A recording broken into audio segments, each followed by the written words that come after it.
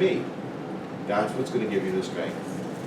I'm going to be your Kloisenberger Rebbe. I'm going to be your whatever in your moment of darkness. I'm going to be there. And he felt that that was enough to cure people from the terrible Yetzer Haras that would cause them to do terrible things. What was the third part of Yaakov's journey after the pillow? After he built the... He pours oil on the rock and makes it a cornerstone of the base of the Mikdash. That was his thought when he put the oil in it? He knew what he was doing? He says this will be a base Elohim. Is that, so this is going to be, I'm going to build a base for Hashem on this place. And that's what he eventually came back to do. Because it was Har Bais. It had jumped all the way up to the northern area, north. But that's another story. So Moshe Rabbeinu is saying to them, it's a 3-step thing. I'm giving you today the look. Natati lefanecha hayom es hachayim es hatov es hamaves es hara har grizim harevo. Asher nochi mitzav hayom la'avas Hashem Elokecha l'lechas b'drachav. Go with Hashem's ways, and everything will be okay. V'im yif levavecha v'lo tishma v'nidachta. You'll be pushed away. It's very, very simple. And this is the bris of Eretz Yisrael. Eretz Yisrael will not tolerate a nation of Israel that refuses to respect and honor the bris. Okay? So 3 steps had to happen. They have to see, they have to be inspired that Hashem is with them on this journey. This is not into the Yarden from the get-go. And then we got to make it all the way to Har Grizim Har Ebal and take responsibility and bind ourselves up with the tzaddikim, and then we're going to go build. 1, 2, 3. 1, 2, 3. I'd like to suggest gathering the stones was step 1, meaning assembling everybody and getting going. He was going to where? He was going to Lavan to make 12 tribes. He was going to gather the stones and put them together.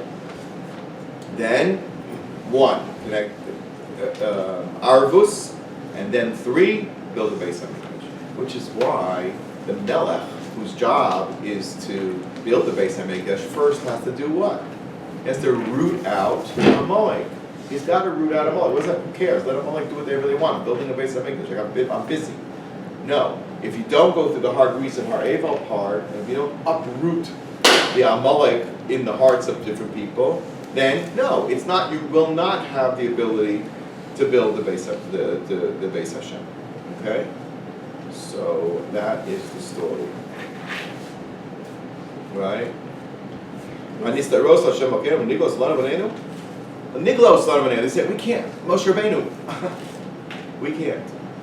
When did they finally accept that kind of arvus?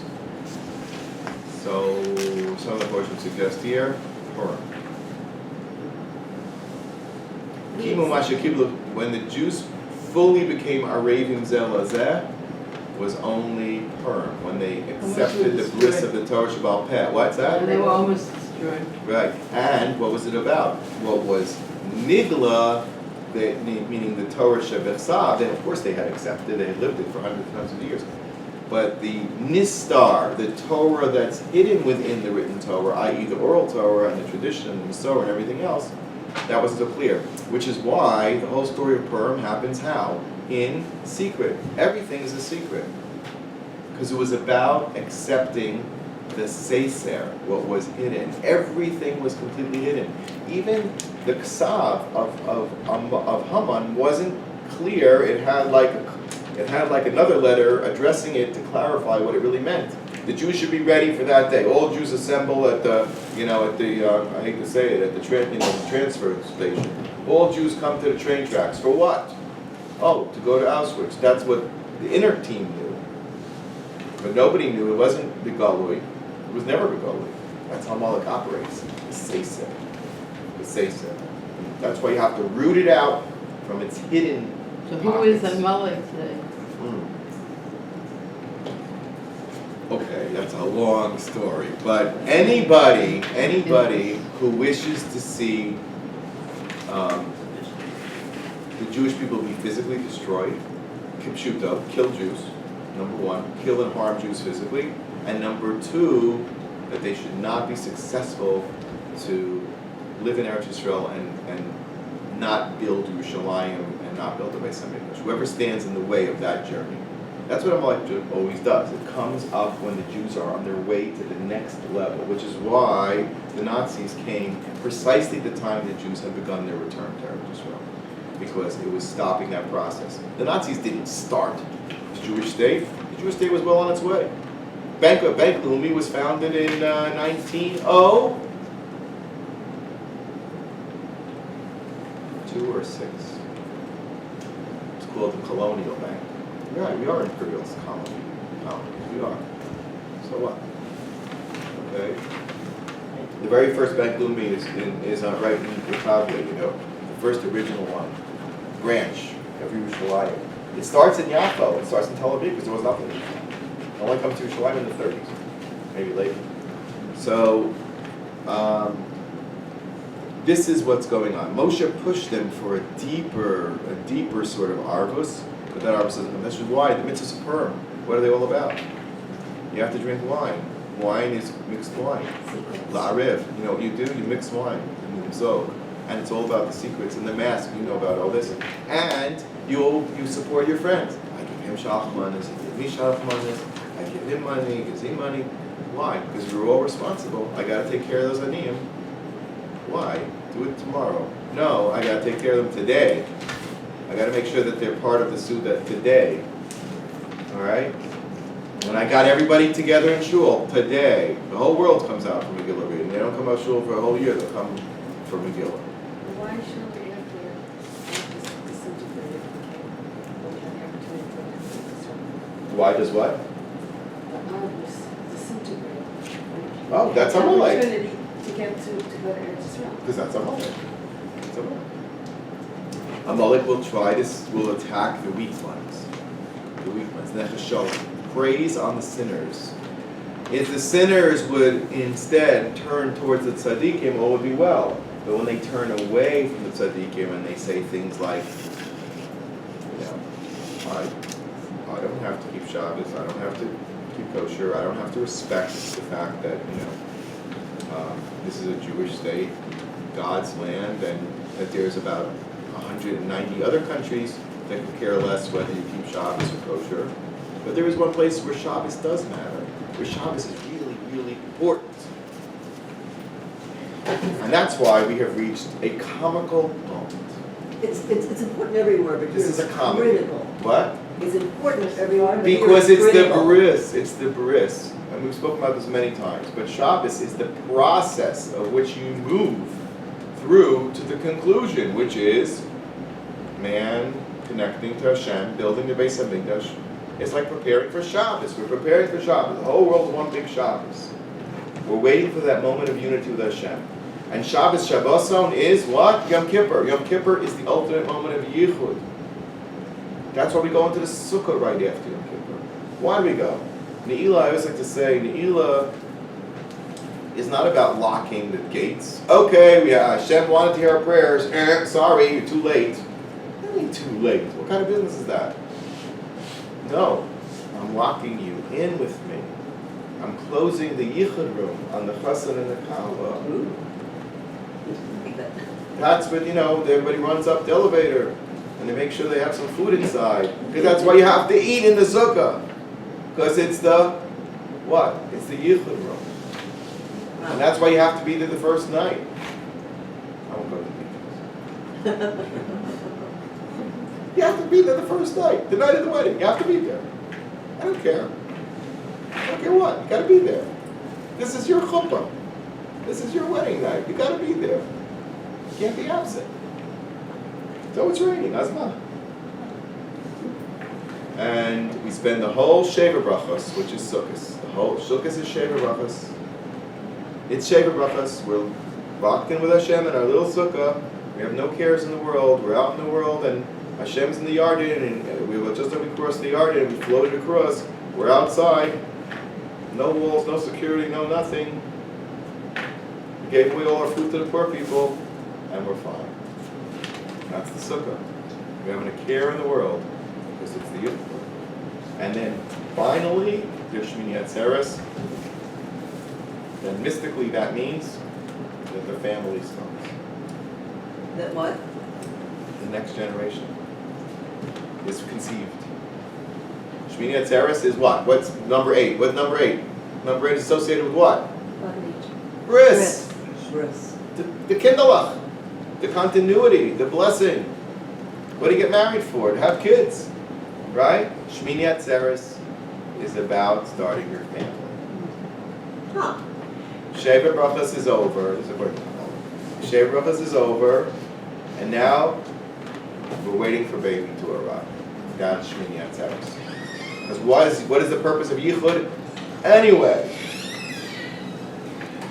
if not to consummate that love. And then for what? And then more generations. Okay. So, let me just add one thing. Every Rosh Hashanah, this Rav Shimon Pika speaks about this. Every Rosh Hashanah, Hashem goes back to the beginning of creation. It's the day that Adam Rishon was created. Every person is recreated on Rosh Hashanah.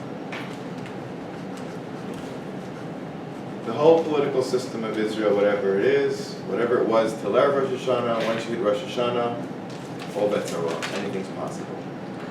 Why? Because we have our crossing the Yarden minute.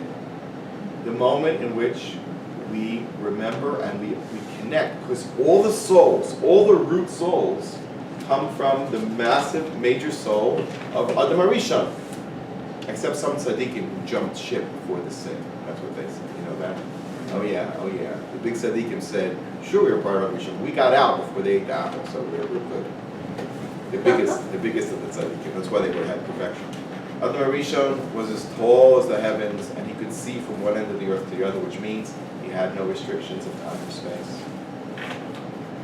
Because he was connected to God. And that's what the Jewish people are.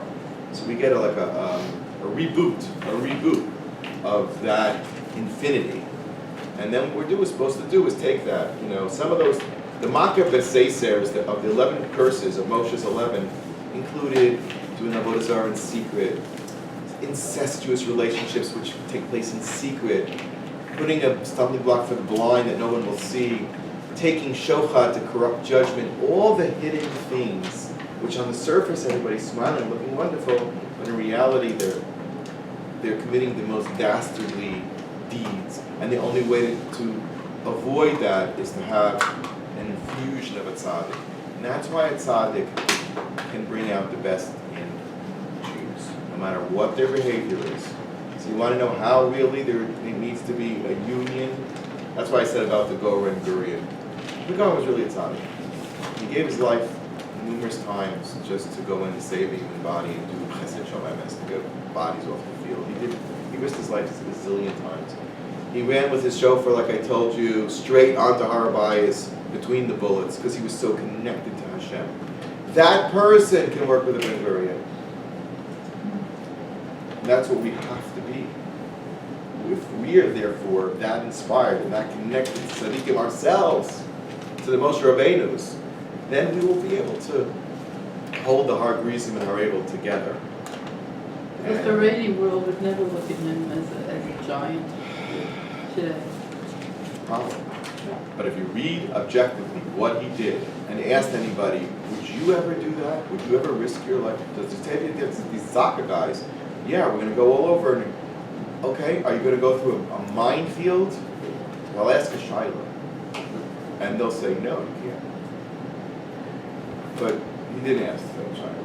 He just says, I love that Jew. I have to bring him back. How could I not see that Jew receive the chesed and tzedakah that he deserves? That's about basically the idea.